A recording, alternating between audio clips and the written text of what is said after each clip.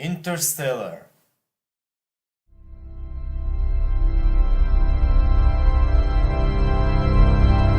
Yes!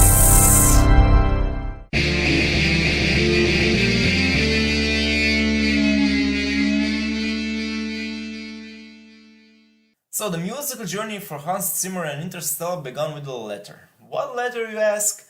Well, basically before the director of the movie Christopher Nolan even started to write the script, he asked his frequent collaborator and friend Hans Zimmer if he could give him one day to write some music for a new film he was making.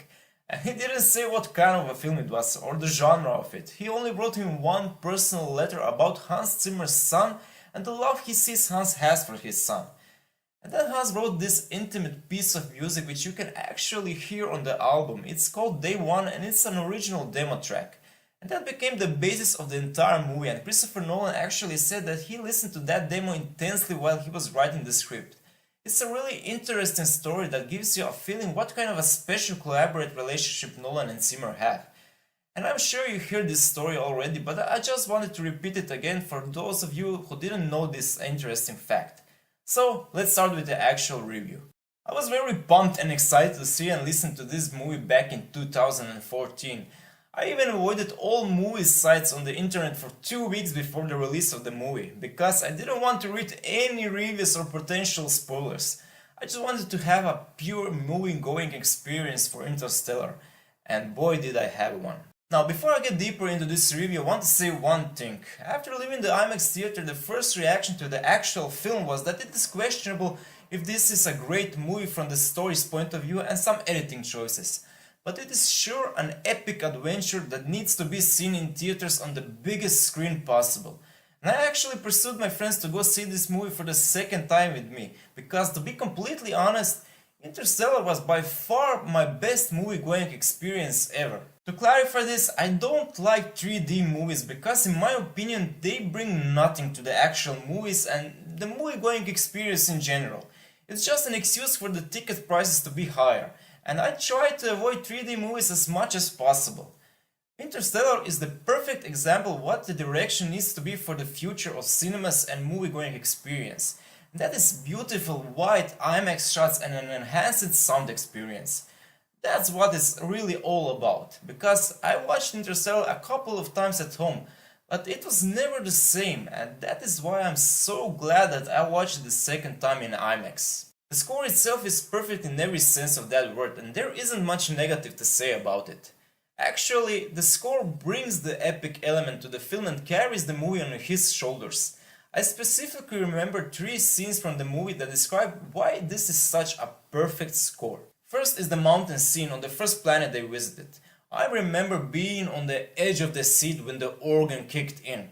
It's such a perfect example of how to hit suspense, excitement, action and epicness in one simple composition. That can also be said for the second scene, which is perhaps even better. It's the docking scene and the track is perfectly called No Time for Caution. That is perhaps the most famous track from this movie, but the interesting part of it is that that track wasn't originally on the soundtrack album. But because of the fans' response and desire, Hans Zimmer personally requested from the studio executives that they put this track on the album, and about 2 or 3 weeks after the soundtrack album was released, the track was added to it, so now we can all enjoy it. The third scene that describes the perfect combination of music and film is when the character of Cooper, played by Matthew McConaughey, watches all the messages he received from Earth. The track is called Message from Home, and it is a simplistic piano piece that shows you how brilliant Hans Zimmer combined the epic elements of the score, the action elements, and the emotional and personal elements in the movie. Now, one thing has to also be said about the use of organs in this movie.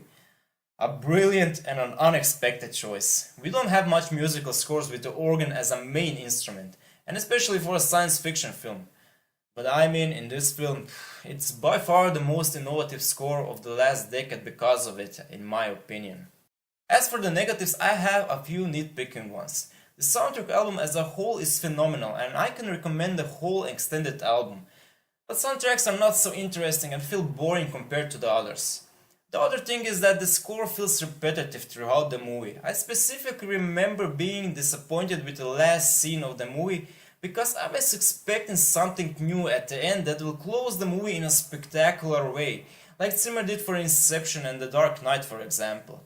But instead we got this same theme that plays throughout the movie, but just a little louder, which is still a great way to finish a movie, but I wanted just a little bit more perhaps to give it a perfect score.